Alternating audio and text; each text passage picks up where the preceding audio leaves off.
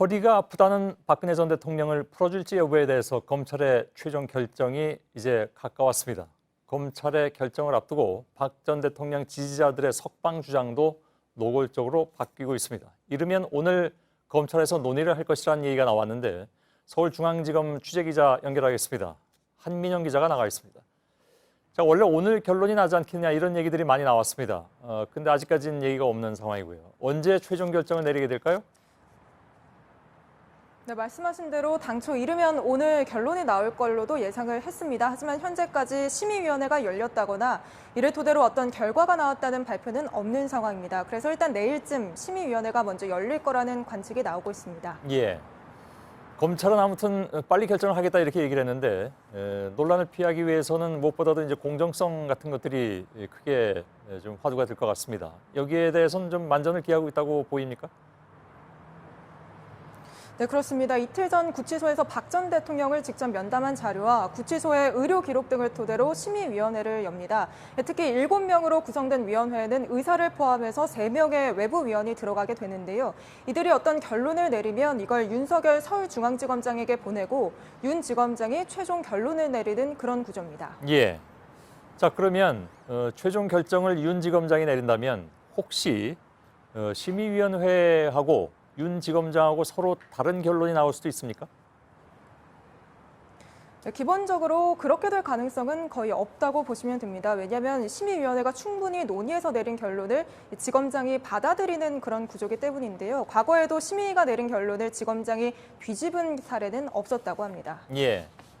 자, 지금 심의위를 여는 일정조차도 비공개라고 들었습니다. 이렇게 철저하게 보안을 유지하고 있는데 이유가 물론 있겠죠.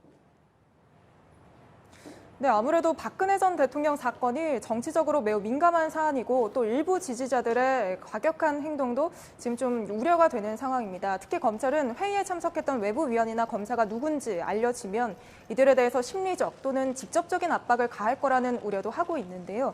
다만 결과가 나오면 이건 신속히 알리겠다 이렇게 밝힌 상태입니다. 예, 한 가지만 더 질문하죠.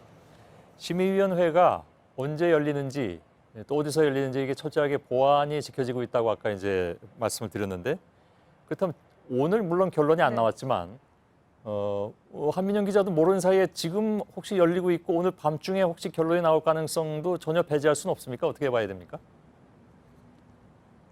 일단은 지금 다 일과 시간이 맞췄기 때문에 심의위원회가 오늘 중으로는 열리지 않을 걸로 저희가 확인을 했습니다. 다만 내일쯤에는 심의위원회를 열고 또 그걸 검토하는 과정이 또 있을 수도 있을 것 같습니다. 예, 알겠습니다. 그 일과 시간이 문제가 되는군요.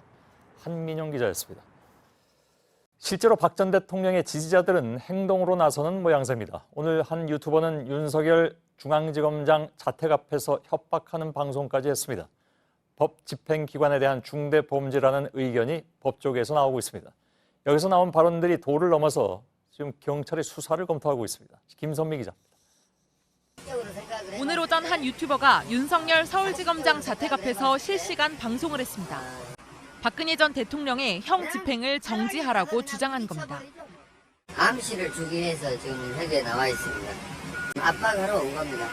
욕설을 하고 급기야 두 손에 날계란을 들고 협박도 했습니다. 윤 지검장의 차량 번호를 알고 있다며 정문으로 나오면 일부러 차에 부딪히겠다고까지 했습니다.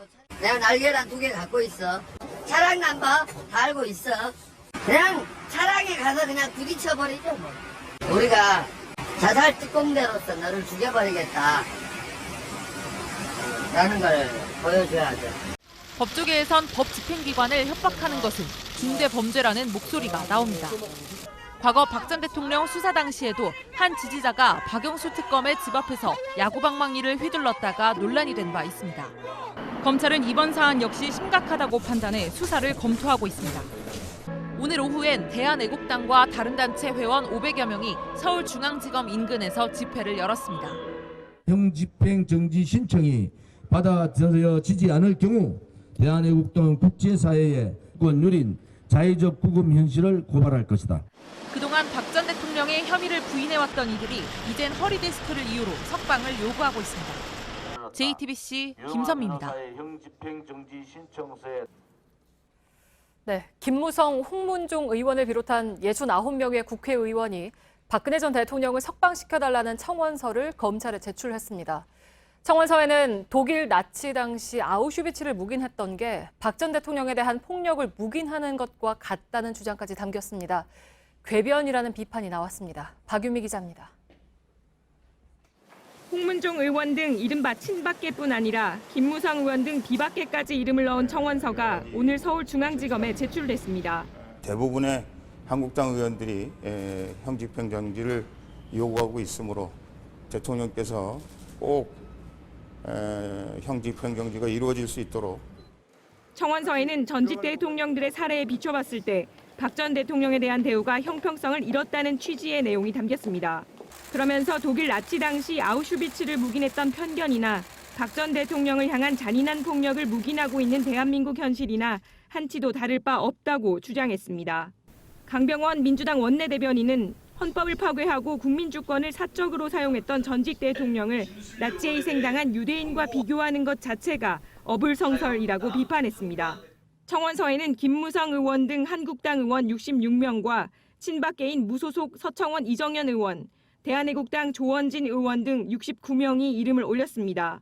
비박계 좌장격인 김무성 의원은 탄핵 정국에서 함께 탈당했다 복당한 의원들에게도 편지를 보내 형 집행정지는 국민통합과 화합이라는 대승적 차원에서 이해되고 받아들여져야 한다며 힘을 보태달라고 호소했습니다. 친박계 의원들은 국회에서 차례로 기자회견을 열고 박 전 대통령의 석방을 촉구했습니다. JTBC 박유미입니다. 네, 바로 팩트체크 하겠습니다. 박근혜 전 대통령의 석방을 요구한 의원들이 한 목소리로 형평성을 주장했습니다. 이렇게 오래 구금한 전직 대통령이 없다는 겁니다. 전두환, 노태우, 군사내란죄, 무슨 뇌물죄, 어마어마한 걸로 그분들이 몇십 년씩 받았어도 2년을 넘긴 적이 없거든요. 형평성의 문제도 말이 안 되는 거다. 네, 오대영 기자, 2년 넘게 구금한 적이 없다는 게 사실입니까? 정확하진 않지만 아주 틀린 말도 아닙니다. 저희가 총 구금 일수를 한번 세봤는데요. 네. 전 씨와 노 씨는 1995년 말부터 1997년 말까지 각각 751일, 768일 구금됐습니다. 박 전 대통령은 2017년 3월 31일부터 오늘까지 755일간 구금 중입니다. 네, 이렇게 구금 일수를 보면 비슷비슷한 것 같은데 이 숫자만으로 형평성을 비교할 수가 있는 건가요? 형평성 비교는 어렵다고 저희는 봤습니다. 네. 전 씨, 노 씨의 경우에는 사법적 판단이 완전히 끝나기 전에 구금이 풀어진 게, 그러니까 석방된 게 아니었습니다. 반면에 박 전 대통령은 1개 혐의만 형이 확정이 됐습니다.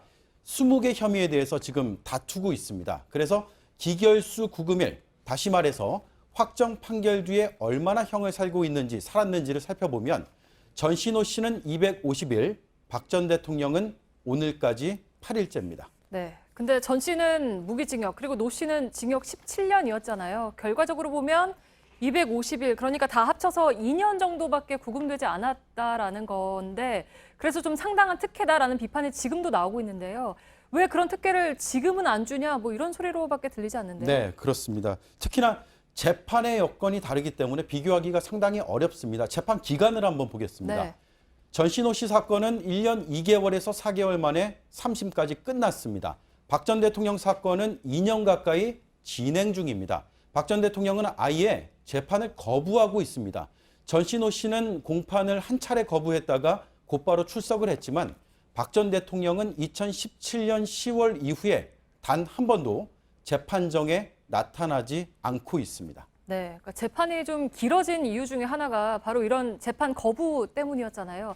이런 맥락을 따지지 않고 형평성을 말하기는 좀 어려워 보이는데 정치권에서는 이명박 전 대통령하고 형평성을 맞춰야 한다, 이런 주장도 나온다면서요? 네, 그런 주장은 김무성 의원이 했습니다. 지난 22일에 동료 의원들에게 이런 편지를 보냈습니다. 네. 그 내용 중에 형 집행정지 상태인 이명박 전 대통령, 김경수 경남지사와 형평에 맞지 않다는 내용이 담겨 있습니다. 두 사람도 풀려났으니까 박 전 대통령도 석방해야 된다, 이런 주장입니다. 네, 근데 이제 두 사람은 형 집행정지가 아니라 보석 상태이고 그리고 신분도 다르지 않습니까? 그렇습니다. 형 집행정지와 보석은 전혀 다른 개념이라는 걸 네. 여러 차례 보도를 통해 설명을 드렸습니다. 주체와 대상, 법적인 근거가 이렇게 전혀 다르기 때문입니다. 네, 알겠습니다. 팩트체크 오대영 기자였습니다.